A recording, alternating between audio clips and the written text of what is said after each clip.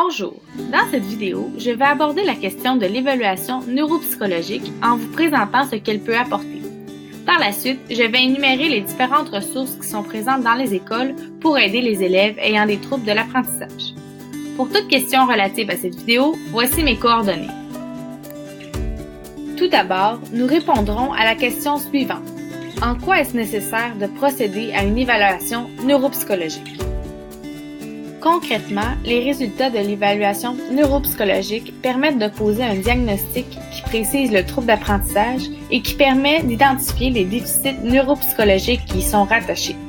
Ces résultats permettent à l'individu et à son entourage de mieux comprendre la nature de ses difficultés et ainsi de respecter ses capacités et ses limites. Troisièmement, ces résultats permettent d'identifier l'environnement qui est le plus propice à l'épanouissement de l'individu. Autrement dit, ça correspond à l'approche pédagogique qui convient aux besoins de la personne.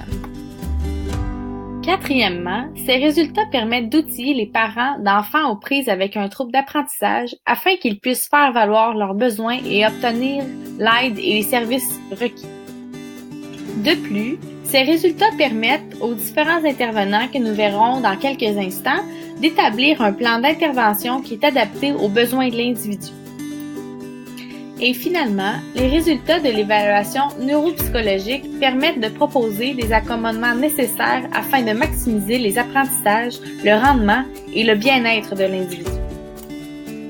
Une fois que l'évaluation neuropsychologique est réalisée et que le diagnostic est posé, l'enfant peut avoir accès à plusieurs services qui sont présents à l'école.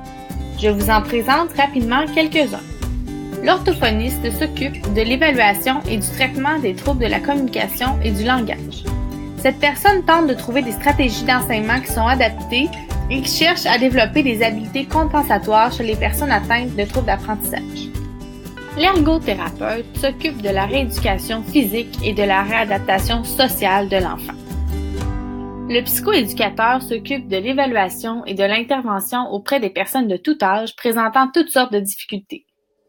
L'éducateur spécialisé intervient directement auprès de personnes de tout âge présentant des difficultés comme par exemple des troubles d'adaptation, des troubles de comportement ou des problèmes psychologiques.